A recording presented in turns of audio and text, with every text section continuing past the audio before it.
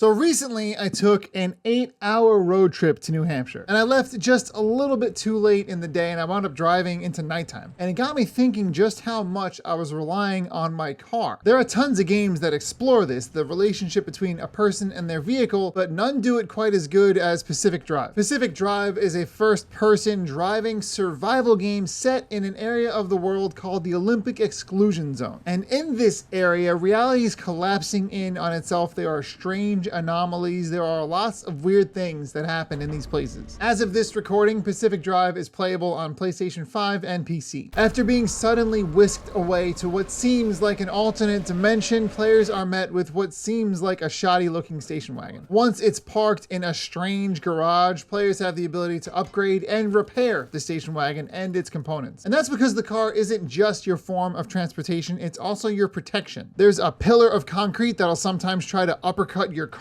There are these swirling energy storms that will take control of your car and try to drive you off the road. And there's radiation, so you're literally going to lose health if you're not in the car, especially in certain areas where radiation is even stronger. So you've got to avoid anomalies to keep yourself safe, but you also need to keep the car's protection strong as well, because if that starts to fail, if the armor starts to break apart, then you're going to take damage over time. So needless to say, bring some spare parts with you before you head out on an excursion. Once you set a route on the map and make sure that the station wagon's ready to go, it's time to hit the road. And on these trips, you're going to be looting abandoned buildings as well as picking clean any wrecked cars you find along the way. This is your chance to get all the parts you need to make your upgrades as well as repairs before you get back to the garage. Along with loot, there's also tape recordings to be found as well as radio broadcasts to be listened to. Not only do these recordings make it more fun to explore, this is also a great way to learn about the lore of the game as well as the story. But you can't spend too much time in a zone because the reality is going to fold in on itself eventually.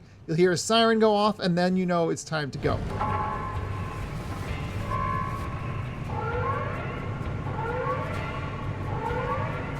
At this point, you want to make sure that you've been gathering anchors that allow you to charge the car, which then allows you to open a portal back to the garage. If you lose all of your health, or the car gets too damaged, or you just don't make it to the portal in time, you're sent back to the garage anyway, but you lose most, if not all, of the loot that you got. And to top it all off, the car is in terrible shape when you get back, so it's best to try not to let this happen. This is the risk-reward balance that you have to keep in mind while you're playing Pacific Drive. And it keeps the game fun, but it really is crushing when you lose a lot of loot.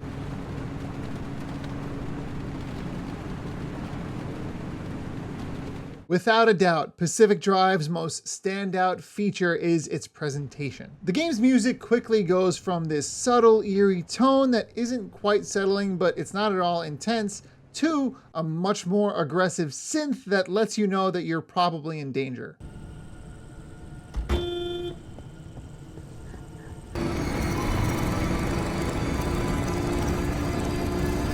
The game's also very eerily quiet, and sometimes you'll hear strange things off in the distance, and the chances are that that's an anomaly trying to find you.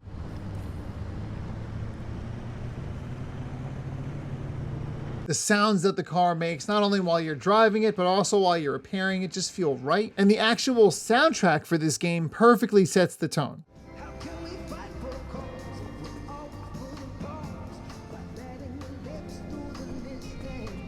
So the sounds in this game do everything they can to create this ambiance of both comfort as well as discomfort when the time is right. The zones themselves are randomly generated, but the lighting and the way things are designed do not feel random at all. Those feel very handcrafted. And each zone sets its tone perfectly. So for example, you'll have a sunny and lush landscape, but you'll also have a ton of anomalies to navigate and really upsetting things like mannequins just standing in the road. Pacific Drive reminds you that yes, you're in the Pacific Northwest and it's beautiful here, but things are weird everywhere you look. And don't even get me started on the nighttime driving in this game. That discomfort that I mentioned earlier about driving alone at night, they perfectly nailed that in this game. And from there, you've got anomalies floating around, you've got thick fogs that sometimes generate. I actually had a run where I was perfectly fine, everything was going great, but then an anomaly jumped up out at me, knocked out my headlights, and I had to find my way out with no headlights in what was essentially the pitch dark.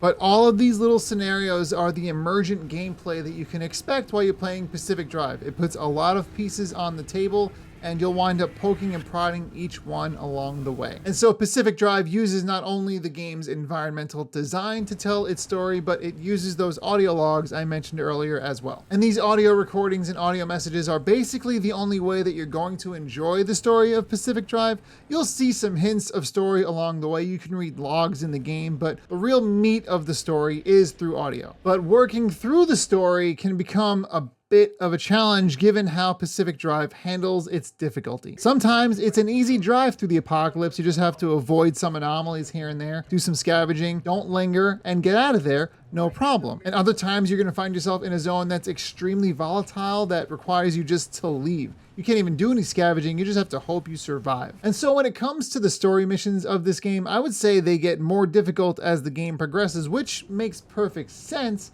However, if you play them in order and you don't really do any side scavenging, you're going to find that your car isn't ready for the next mission, and you're going to wind up having to do a lot of little quests in between. And this is sort of a bummer because you'll be on a roll with the story since it is compelling and you want to see how this all shakes out. But the problem I had with this is that the story sort of expects you to do all of this side work on your own and then come prepared to the next mission with a certain set of upgrades. But in a game like Pacific Drive, filler content isn't always a bad thing. The more you travel through these zones and the more different anomalies you experience and the more upgrades you get to your car, the more you're enjoying the game and experiencing what it has to offer. And this helps set the tone for the story, as well as giving you an experience that you're probably not going to forget anytime soon. But it hits a little bit of a wall when it comes to how stingy the game can be with resources. And I think that they offset this randomness in a really fun way. It's a little weird, but I think it works. Outside of your garage, as well as parts of the actual zones, you're going to find these friendly dumpsters. And if you interact with one of these dumpsters, it starts spitting out big materials your way, it starts throwing car parts your way,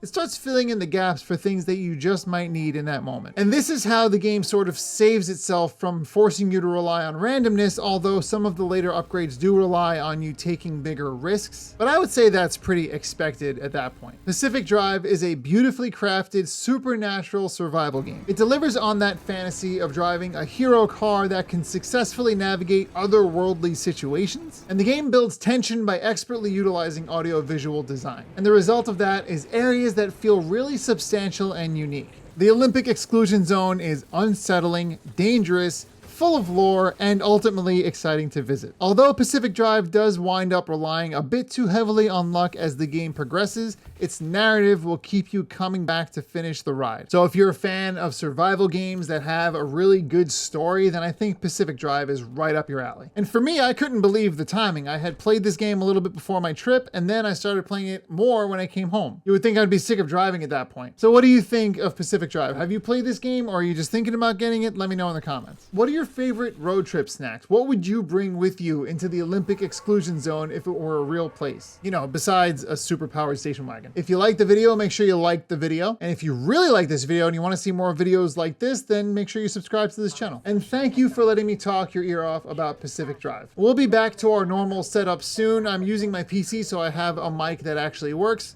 My camera's sitting back there just waiting to be used again. So as soon as my mic is back on that, we'll be back to normal. Thanks very much for watching, and I will see you in the next one.